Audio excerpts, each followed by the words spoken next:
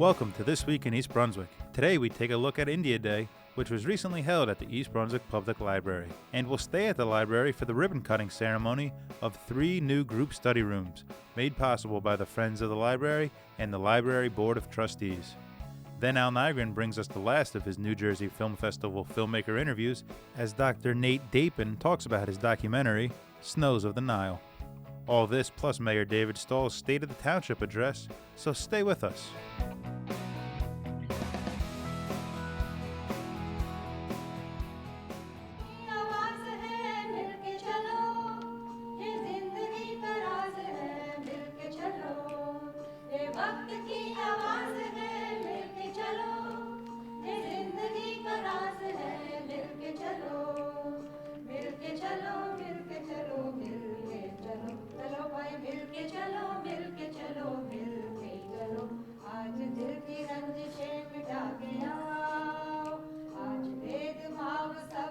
In this event, we take the opportunity to highlight the contributions of the dynamic Indian American community and their rich cultural heritage. January 26, as you all know, happens to be a very eventful day in the history of India and the world. On this day, 64 years back, the Indian government formally accepted the Constitution of India, a document that safeguards the freedom and democratic institutions that govern the people of India.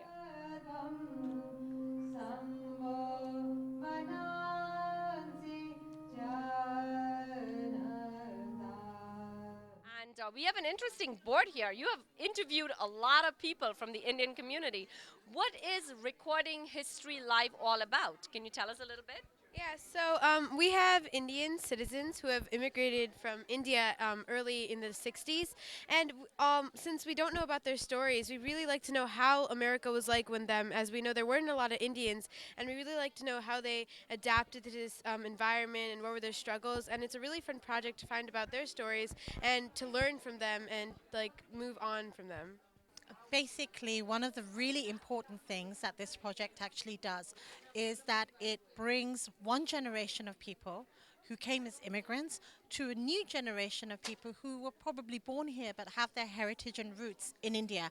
And it bridges that gap, it creates understanding, it creates empathy, and it also creates a lasting document that we are hoping to publish. Well, we publish every year as a book, but we also hope to put it on the digital highway so it's then accessible to anybody in the study in the field of oral history. So I'm standing here in front of a very interesting exhibit. It's called Inspired by the Constitution of the USA. And I'm here with Ananya Malagi, and she's going to tell us a little bit about these wonderful projects that are up on the board here. Well, what we basically did is we looked at the U.S. Constitution and the Indian Constitution, and each kid in the club who was making the project picked a special word from the Indian Constitution, and such as equality, democratic, what else, liberty, and we kind of went back in time and pretended that we were at the 1950 first Republic Day of India, and we took back some kind of fake souvenirs, and each poster represents kind of the idea that each child has of India. And as you can see, we have medals because they gave out medals to the people who participated on the first Republic Day of India. They gave out flowers. What my favorite thing is that some of us photoshopped our faces talking to the first Prime Minister of India, Nehru.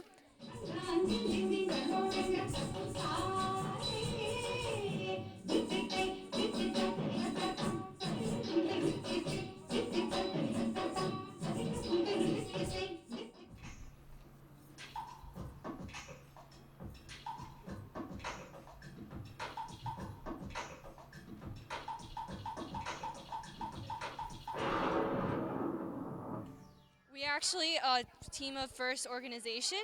We're called FTC, which is called First Tech Challenge. It's all about building a robot to play a certain game.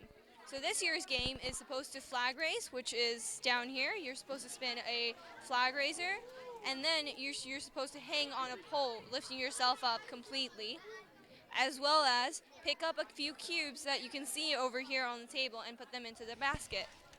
So that's what we have to do this year. Andrew, how do you help out with the robotics team? Well, I'm the primary builder, and I'm also one of the captains of the team. And so I go about designing and engineering the different aspects, coming up with designs, sketching things out, and then I go on to prototype it using usually cardboard or paper or plastic. And once we got the designs down, we start building things and fixing things and making tests. And I understand you won the state championship last year. Wonderful. And can you tell us more about the championships that you're going for this year? Yes, absolutely. So this year we started off the year by going to an event that was in Livingston, and we won an award called the Inspire Award, which is the highest honor that any team can earn in a competition. So these are awards from our last year. These are some of the awards that we actually have. We have about 9 to 10 awards from different ranges. So this is our winning alliance captain. So last year's state championship robot, we won, that's the award for that. And this was in Vermont. We went up to Vermont to compete. And this is from that event, and we won there too.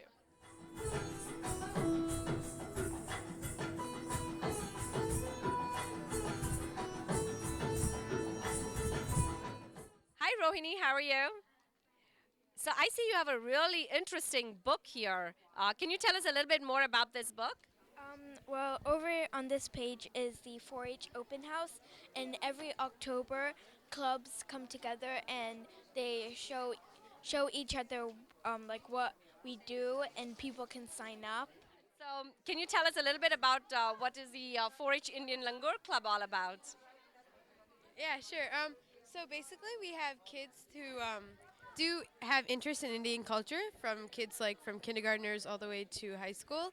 And what we do is we incorporate our culture in several crafts, like fun crafts, since we're an arts and crafts and culture club.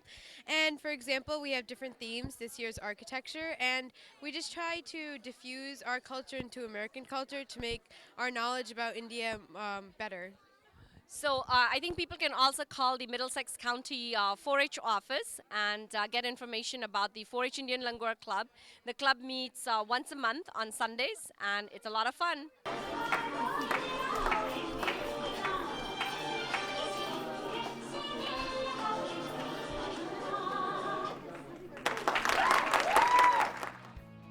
The East Brunswick Public Library, along with the Friends of the Library and the Board of Trustees, recently unveiled 3 new group study rooms. Hello and welcome to this happy occasion. We are here today to literally cut the ribbons for our group study rooms. And I'm just here to introduce the board president, Deborah Kornavaca, and the president of the Friends, Anita Varshney. So I'm going to turn this right over to Deborah, and I'll let her do the speaking. Thank you very much. Thank you for coming out today in the cold. It is my pleasure and indeed my deep honor to be here today on behalf of the trustees of the East Brunswick Public Library to celebrate the opening of these fabulous small group study rooms. The rooms, already in high demand, reflect the library's commitment to find ways to meet the needs of our community, providing the best in an ever-changing environment.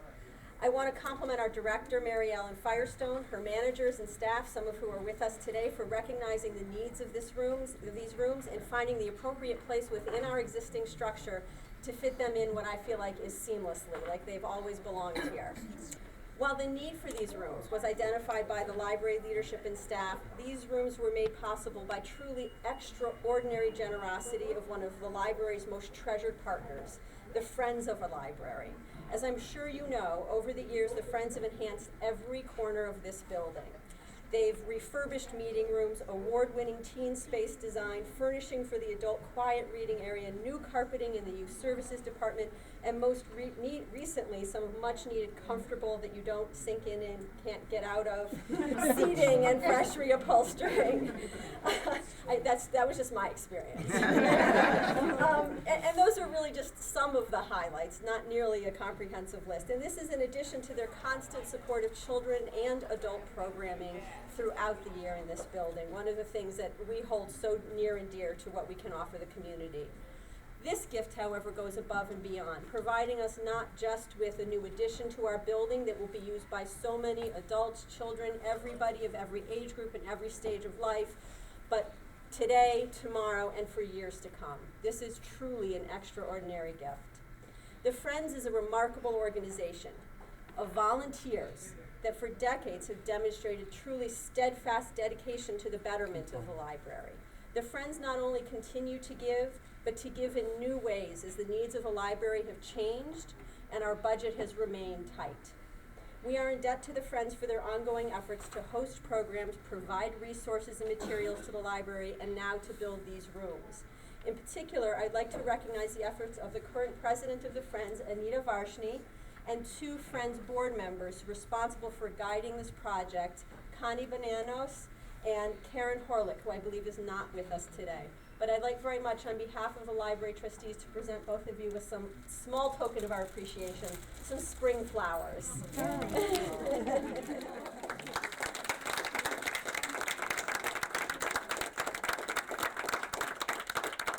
want to thank my board. It's their effort, hard work, and it is our pleasure to do this work for the library and in return help our community. I don't know what else to say. I mean, thank you for my board and everybody else who helps out. And the membership drive is going on, so please become a member. Thank you.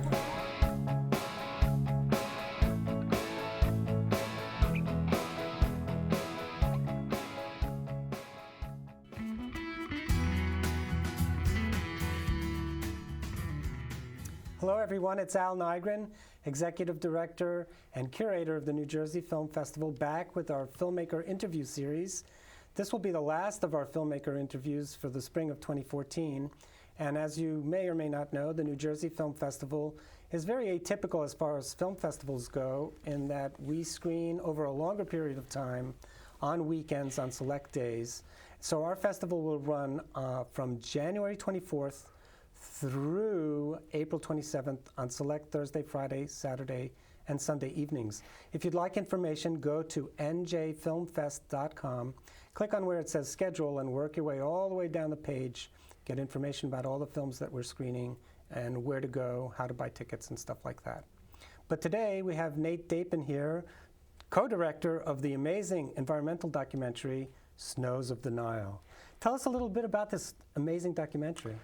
So about 2,000 years ago, a geographer and philosopher named Ptolemy, he had heard rumors about these snow-capped mountains in Africa that he called the Mountains of the Moon, and he thought at the time that they might be the source of the Nile River. But it wasn't for about 2,000 years that these mountains were actually confirmed. Europeans hadn't actually found the mountains until the 1800s. And a really famous expedition to go climb the mountains, which were actually, they're called the Ruwenzori Mountains, and they divide Uganda and the Democratic Republic of Congo. This guy named the Duke of Abruzzi mounted this amazing expedition to climb these mountains. And that expedition was one of the most famous mountaineering expeditions that happened in the early 1900s. And it's one of the few places in the world where the mountains are high enough that they have glaciers at the summits. And this is right on the equator. So it's a pretty amazing place.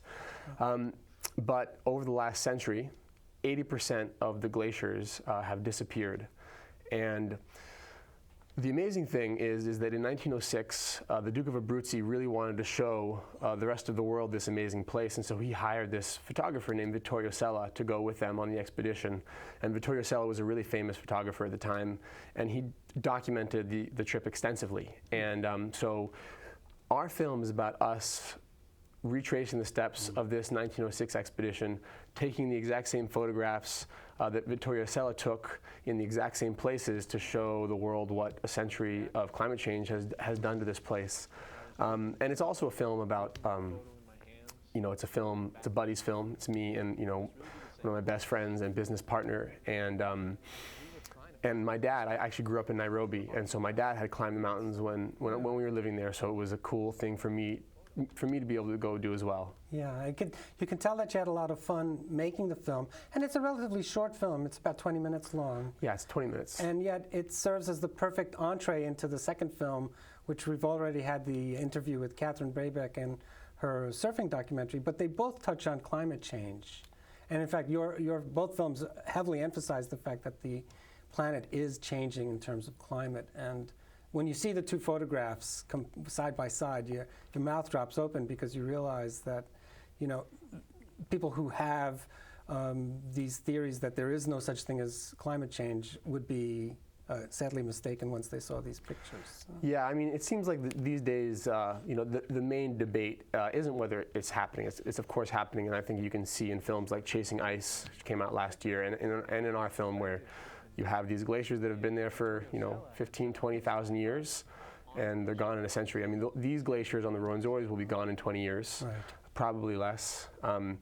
And it was pretty wild to be, you know, you can't really see it in the film, but on our website, if you go to snowsthenile.com, once the film actually comes out, we'll show some of the photographs, the before and afters, and you'll see that in the huts that we were staying at, there was over 100 feet of ice that was there 100 years ago, and that 100 feet of permanent ice. This isn't like a winter summer kind of thing. This was there all year long, and it's gone, and it's sad, and it's really influencing the people that live there. There's really erratic floods that are happening all over the place because there's no glaciers to absorb the moisture. Malaria is happening at higher altitudes because mosquitoes can survive at higher altitudes than they could before. So there's a lot happening there, and I think this was a kind of a new angle, showing people visual evidence of this happening, and I hope that people, you know, appreciate the message.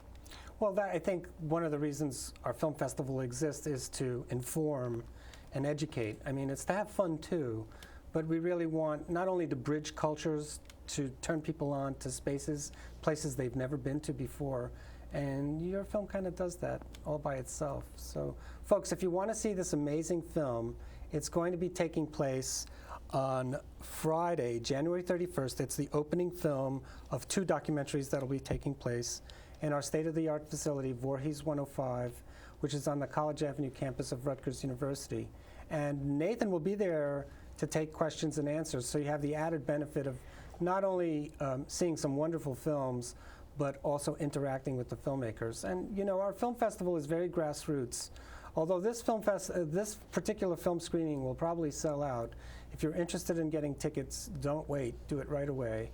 And that way you can also interact with the filmmakers, ask them some interesting questions, and get more personal information across directly to the filmmakers. So that's one of the benefits of the New Jersey Film Festival. You want more information, folks, come to njfilmfest.com on your computer and click on schedule for more info, or you can call us at 848-932-8482. Thanks so much for coming, Nathan. Appreciate it.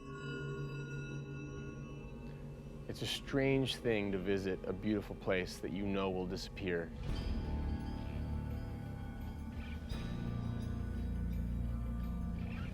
For most of recorded history, the Ruwenzoris have been a pretty mysterious place. Everything about the mountains defied expectations.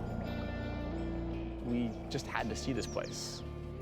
The glaciers of the Ruwenzoris were already 80% smaller than they were a century ago, and some scientists were estimating that they would be gone in less than 20 years. A lot of times people think that, oh, you know, I'm only one in billion people, but a long journey starts with one step. If we could retrace the steps of this 1906 expedition and recapture Vittorio Sella's glacier images, then we could show people how much this place had changed.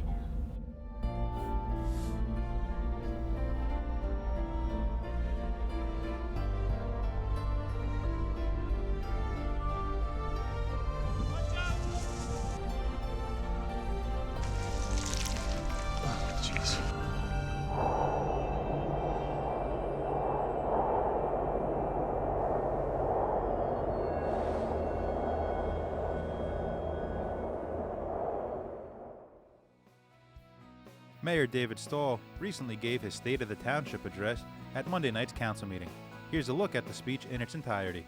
Pleased to report that in 2013, I believe it was another banner year for the Township of East Brunswick. I'm very pleased that all of our township municipal departments continue to perform well, providing excellent service to our residents on a day in and day out effort. Our township financial position continues to be strong. Our credit rating has helped finance the fire districts in terms of their own financing, so this, at the end of the day, helps save taxpayers money by using our credit ratings. Our water and sewer utility continues to be innovative and provide services that are not normally provided by other utilities throughout the state. The library, it seems that every time you visit the library that there's a new innovative program to our community on a weekly basis. With respect to our Department of Aging, you'll see if you drive by the building that our infrastructure there has been improved with an emergency generator to that building, so in times of need, not only will it serve our seniors, but also the community at whole in terms of storms, which in the state of New Jersey seem to be occurring on a weekly basis. Our FCC mandated radio tower went online this year to provide better emergency communication for all of our first responders. And I appreciate the work of so many different volunteer agencies that work with our OEM director, Kosick, to get that system up and running. The vacancy rate in the township continued to decline, and our construction department in 2013 was extremely busy, much more so than 2012, which reflects in our budget as we look at our 2014 budget. Public Safety Department continued to be vigilant in protecting and serving our community.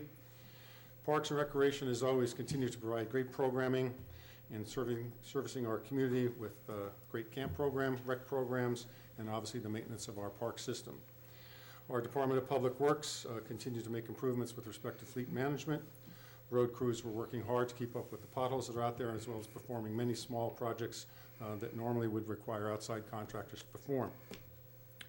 As we turn to 2014, you're going to see even on tonight's agenda, you're going to see improvements at Crystal Springs with respect to the water slide parks that's in front of the council this evening. You're going to see remediation take place with respect to the Forta Farm acquisition that was done. That contract hopefully will be awarded to the council by the council this evening. You'll see progress in 2014 with respect to the bikeway expansion that's going to occur in this town that was funded via grants, which is always a good thing with respect to our taxpayers. We are going to be working with the County of Middlesex with respect to an improved culvert along Dutch Road that will work to help water along that area. It will require, and we will be meeting with residents in that area soon, it will require some temporary road closing along Dutch Road to speed up the work process that's there, but it's much needed work that needs to be done, and it's always good to work with the county on that.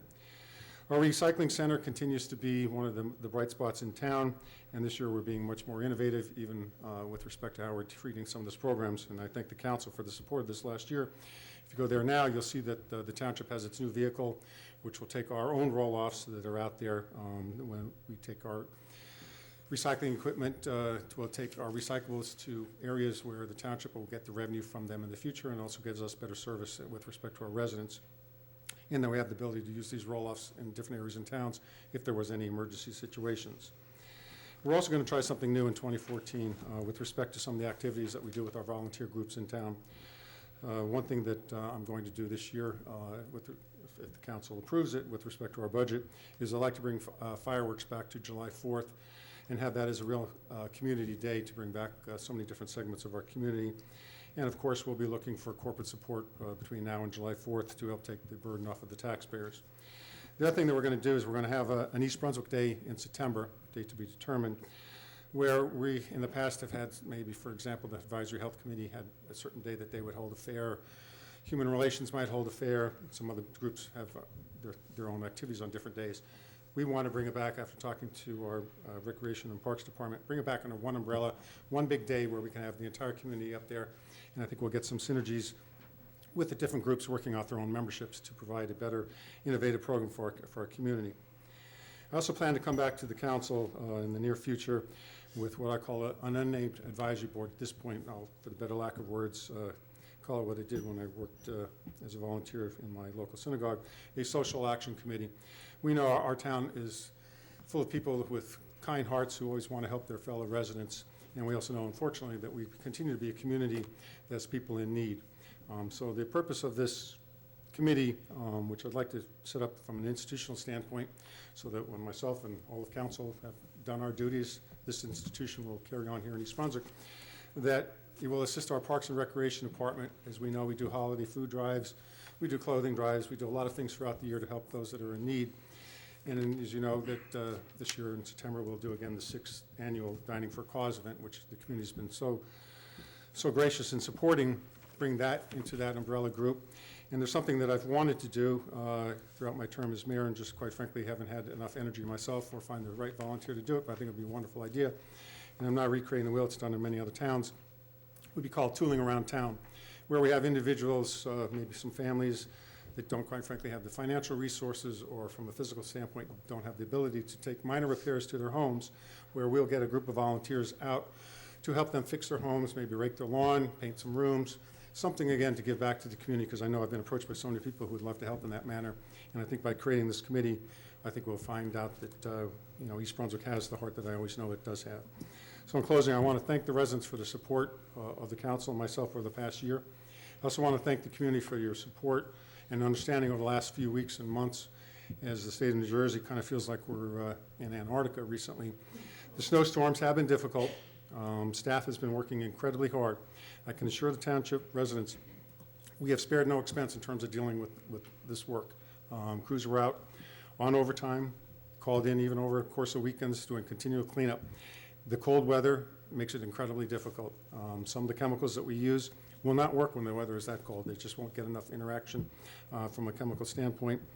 One thing I will say on that, and I will be bringing it to the council this year in terms of the capital budget, one of the innovative programs that Department of Public Works is going to be suggesting in the capital budget is for the township to acquire some brining equipment where we can kind of make our own mix of chemicals with respect to, depending on what the storm is, what the temperature is, which will provide better service for our residents in terms of what we can put down on the roads, but also have a very good payback period in terms of the cost of the equipment, but the cost savings that will be involved by us creating our own mixtures. I will also say I appreciate the efforts of the Township Department of Public Works working with the Board of Education with respect to the last snowstorms when the Board of Education needed some additional salt, and the Township is always there. We have a great working relationship with the Board of Education to provide additional salt to the Board of Education so that they can ensure that their schools were safe during the winter storms. Again, I want to thank the residents for their support, their understanding, and lastly, I'd like to thank all our volunteers at our fire districts and our rescue squads for continuing to be out there on a daily basis to protect and serve our residents. Council President, thank you very much. Thank you, Mayor Stahl.